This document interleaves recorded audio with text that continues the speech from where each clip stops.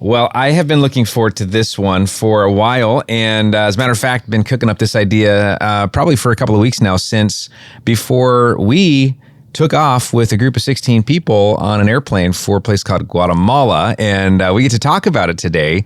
Welcome to the Midweek Motivation Podcast, where we bring practical help for your faith and life. Here's today's episode.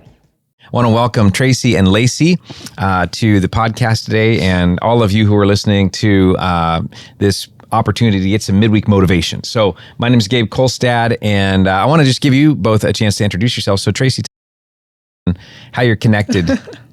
My name's Tracy. I've been here at the church about over 16 years, work in the kids ministry and work with CR.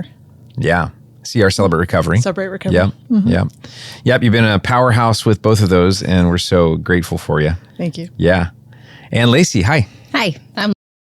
And let's see, I've been at Westside for almost a year now. Okay. I think in May it'll be a year. And currently leading a life group or a growth group. And let's see, I've got... Which group are you leading? I'm just curious. Women's Connection group. Okay, great. Fellowship for Women. Okay, awesome. Yeah, it's amazing. And I have 5 boys, ranges age from... Is your husband in that number? Or he's extra, so it's 6, okay, so right? I have 6 boys at home. All right. My youngest is 10 and my oldest is 20. And then, of course, my husband. So. Okay, cool. Wow. Well, it's been great to get to know you guys as well. I just want to, we're going to rewind a little bit and go back to what was it like? Because we just got back from a mission trip to Guatemala. And was it good or was it good? It was amazing. Incredible. Wasn't it? Yeah. I know. And I mean, it was only 7 days. We were gone for 8 days total, 8 days, right? Yeah. We all probably wish, that there was a 0 on the end of that. It was so good, right? It was like the longest week of my life and the shortest week of my life all at the same time. I think we all felt the same way. I was pleasantly surprised that it did not go by super fast. So Yeah. it was, While it we was were there, so right? good. Yeah. But then I felt like as soon as we got on the airplane to come home, I was like, wait, that was too fast. Yeah. We want to kind of open up the curtain a little bit for those who are watching and listening that might feel like, wait, one thing I've always wanted to do is go on a mission trip or go someplace around the world and serve. Or maybe it's as simple as I feel like there might be a greater purpose in my life and I don't know how to get to it. Unpack that a little bit today. And I'm going to start just by asking a question, and either one of you can take a stab at it. But what made you decide to go on this trip? Well, for me, I've always wanted to go on a missions trip. I mean, it's been a dream of mine for I don't know how long. And there was always something from being able to do that. And when this popped up at Westside, I didn't even bring it up to my husband because I didn't think he was going to say yes. Okay. So when we were in church one Sunday, right before the introduction meeting or the first meeting, he nudged me and he said, "Do you want to go?" And I want to go. So that to me was a sign that this was something that God, had in the works for me. And this is something that I was going to do. So he's like, okay, go get signed up. That's amazing. Cool. Yeah. Great support. Mm-hmm. Yeah. Yeah, it really was. Cool. How about you, Tracy? Okay. A couple years ago. Yeah. And Felice is the director of Eagle's Nest where Yes. we went in Guatemala. Yeah. I was doing the VBS with Bedrock with Okay. Hunter Mosier, and she was there for the week. This was here in Beaverton, right? Yes. And so she flew in from Guatemala Yes. to help lead a weekday kind of project for kids in the community at a church that we'd planted. We were raising money for Crocs for the kids. Okay. Because it rains all the time there. And, Right, in Guatemala, yeah. So I got to meet her and told her I had a heart for special needs kids. And she's like, you have to come down. Okay. And So kept saying, you have to come down. She invited you down. Great. Okay. So when you saw it come up at Westside, you were just like, okay, that's my green light. yeah, I prayed about it. And then we were kind of like, if you do it, I'll do it. Yeah. Really? Okay. Because you guys knew each other before this. Yeah. Yeah, that's neat. So So we you kinda were make going into it with a pact. Yeah. We That's went in cool. together. I wonder if that's that made it easier for you, knowing that you had sort of a buddy in it. It did for me because I'm fairly new to the church. And so I didn't really know anyone else in that room. So it was a comfort to know that I was going to be with somebody that I knew. And Yeah. Okay. All right, here's the second question, and I'm sure that this one is going to be relevant, but what were your fears before the trip? Leaving Connor. Okay, It's the leaving your longest son. I've been away from Connor in 2 years. Yeah. So But for those who don't know, tell a little bit about that story. my son has cancer. Yeah. And he went in, and it looks like he's coming out of it. Okay. There's some changes. Just So having some hard times. yeah. So we're just turning it over to God. But this is the longest I've been away from him since he was diagnosed. So, but God was like, I need you. He was really tapping on my shoulder. He said, I need you to love me first. Trust me. You know, like I did when Connor was diagnosed. I had to go into full submission to God. And he's like, I need you to do that. I've got Connor again. I need you to go. So Wow. it was super cool. That would be scary, though. Yeah. Yeah. Okay. Lacey, did you have any fears? Not really fears. I had concerns, of course.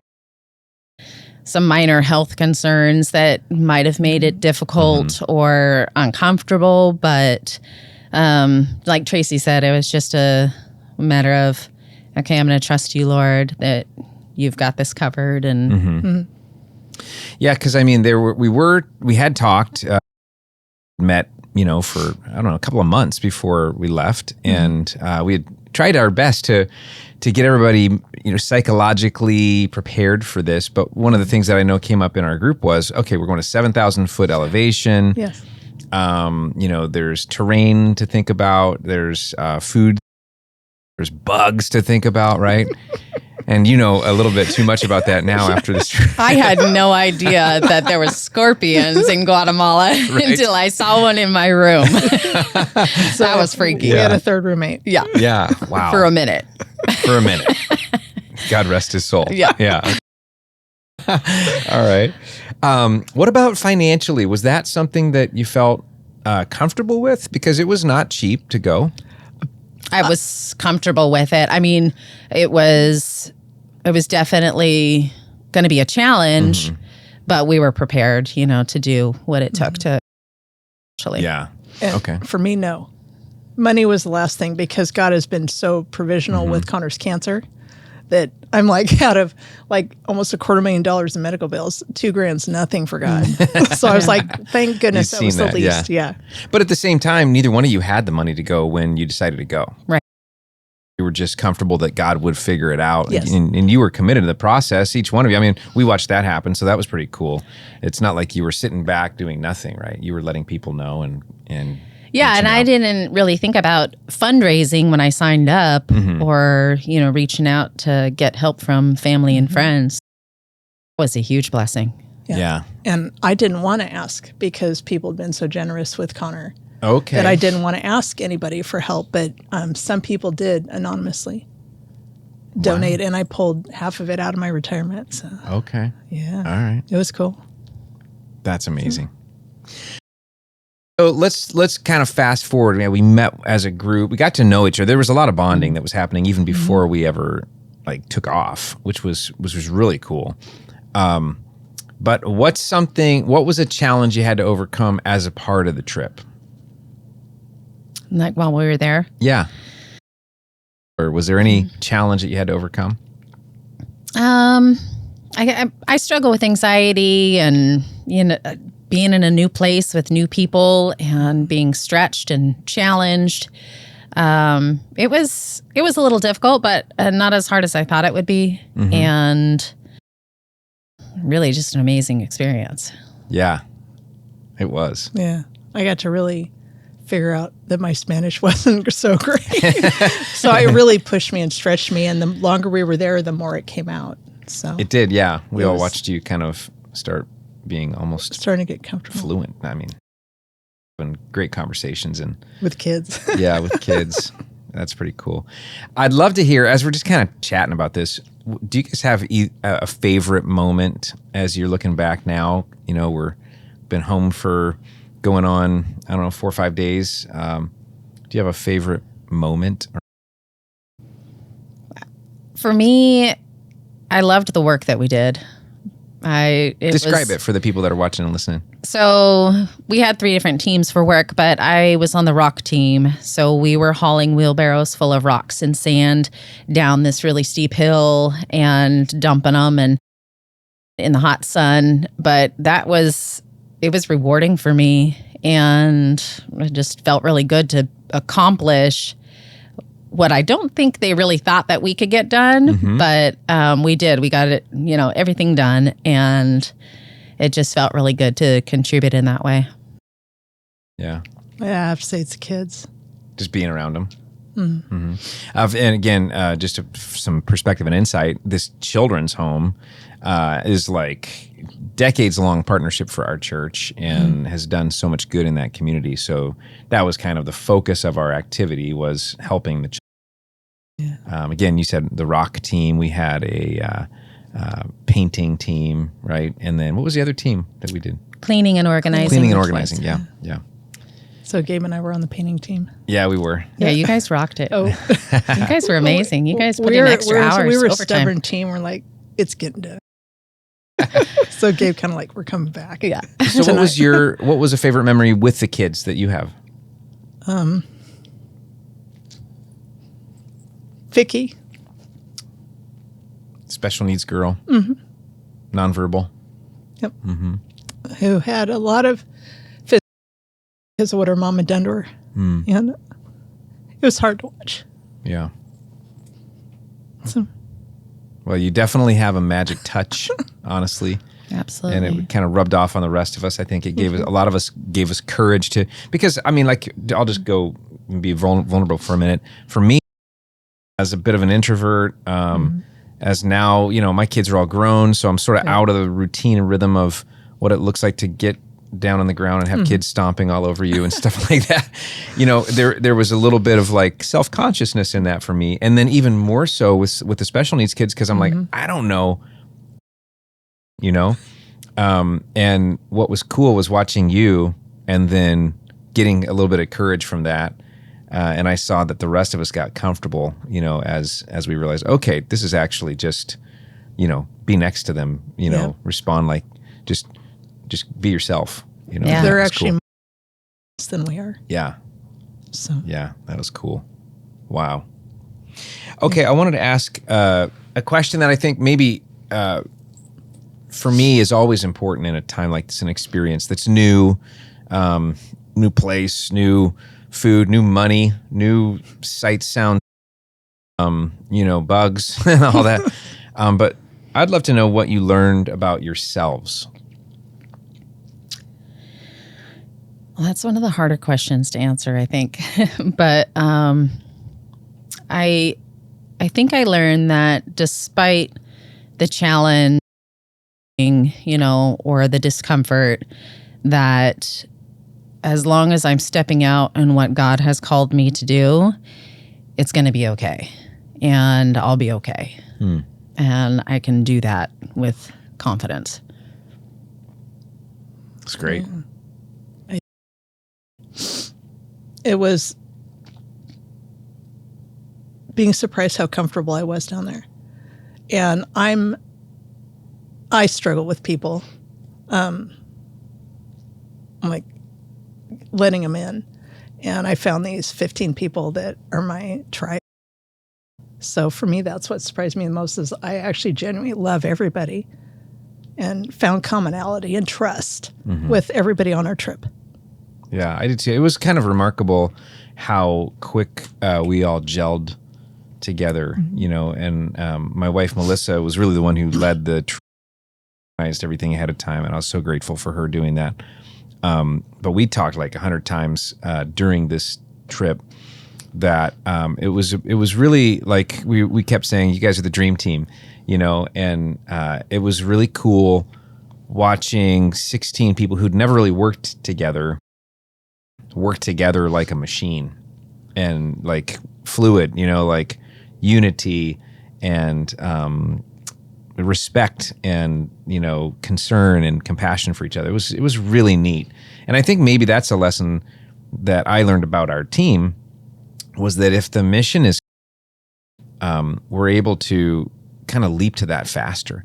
And maybe that's a takeaway for those listening. Like, sometimes what we need to do is lean into our mission, our calling. And sometimes when life feels like it's out of whack or you just aren't in your flow, and figure out why, maybe you're down. Sometimes it's calling or it's mission related. And if you could get a little closer to that, because we even before this recording started, we were talking about how we get back home and just a tiny bit of depression, just a tiny bit of disappointment. Like, oh man, that was so fun. Could we go back? Well, anyways, I appreciate we had to get out of our own way. Yeah. And get out of our own heads. Yeah. How do you think we do that? We did. We were so dependent on God, and we prayed together. And we were all just really focused and leaning on each other. Yeah. So I think we all just got out of our own way. Beautiful that everybody came with their own gifts, and that everybody was called to go on this mission trip, and they just displayed their gifts so beautifully and confidently, and everybody just had, and we really all did work together so well. Yeah, it was amazing. And thinking about what we learned, one of the things I learned was about the team. Watching people, and you could see sort of the light bulb come on when somebody was either discovering or rediscovering their strengths, and are obvious when you're in a different culture. So you got a little bit of translating, like, oh yeah, I'm good at this.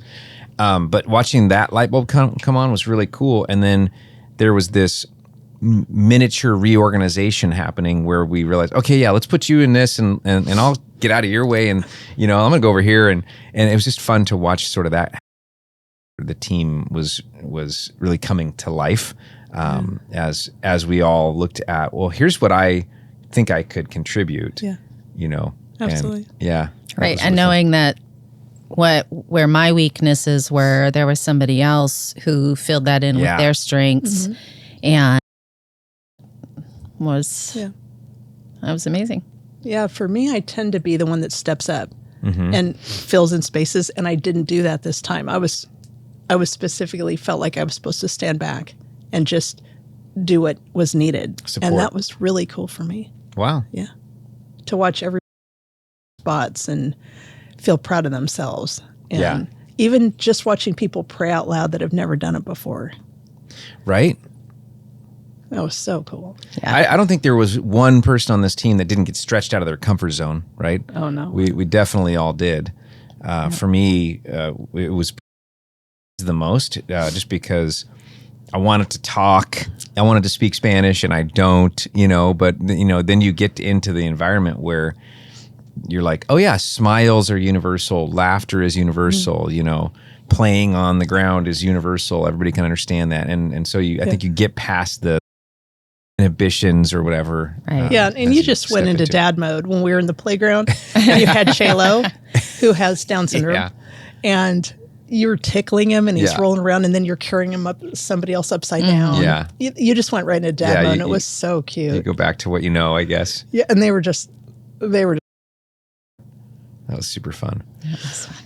One of the things so this actually started out, I don't know if you guys remember, but I think right out of the gate when we announced this, you guys were readily, I want to go, but also with a whole bunch of other people. There was like 30 people on the list right out of the gate.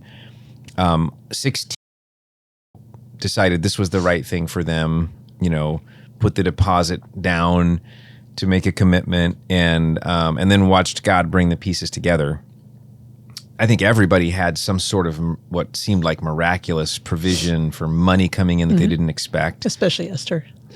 Especially team members, Esther, unbelievable, who none of us knew. She was born in Guatemala and grew up in Guatemala, and her first Sunday at Westside was the first day we announced we're going to go on a trip to Guatemala, and her eyes like opened way up, and she goes, "Wow, I wonder if I should go." So then but looked like she could make it, and God comes through.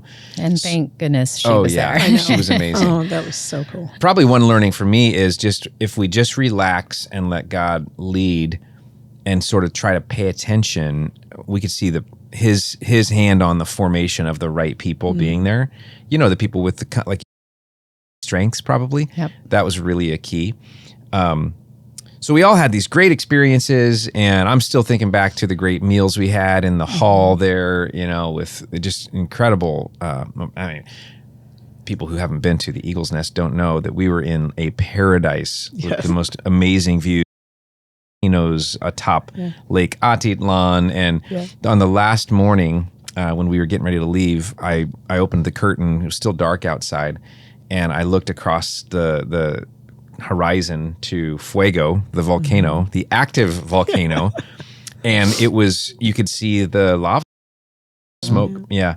And I tried my best to catch the lamest ever picture of it, but it was so cool. But all of that was like so amazing. And we had talked a little bit as a team about, okay, we just sort of created for ourselves, or God created for us, this mountaintop experience where literally it was so great. Yeah, literally.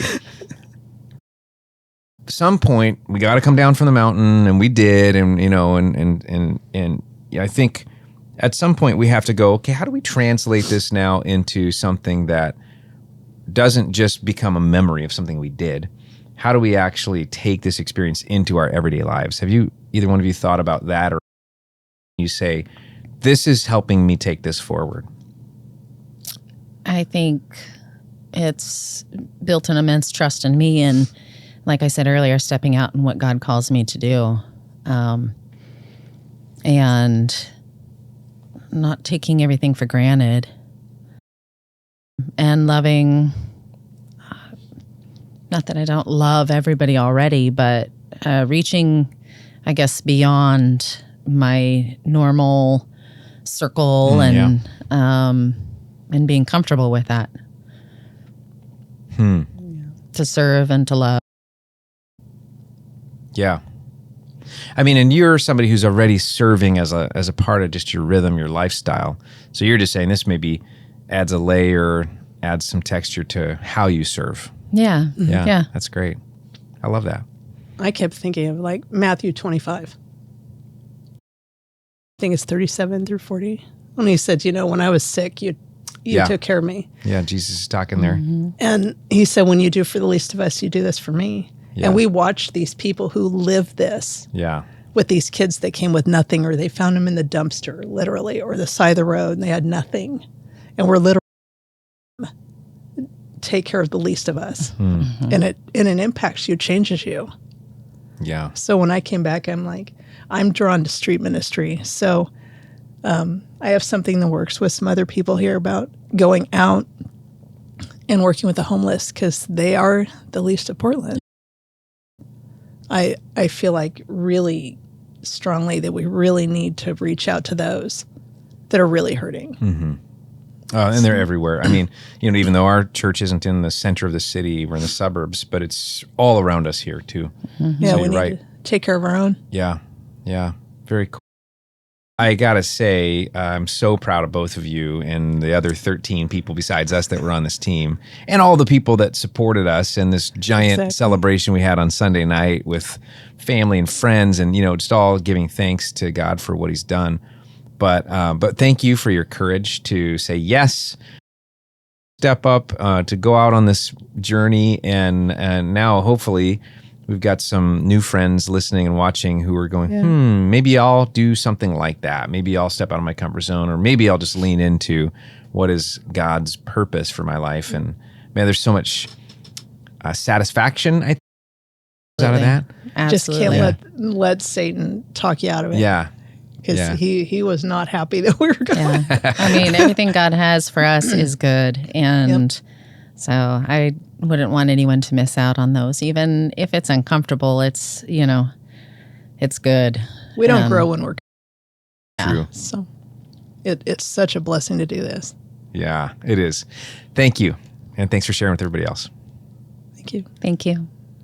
We hope you enjoyed this episode of Midweek Motivation. To make sure you don't miss any content in the future, please subscribe, share, and if you enjoyed this, give us a like, and consider popping by a Westside service some weekend. You can find out more at westsidecommunitychurch.com.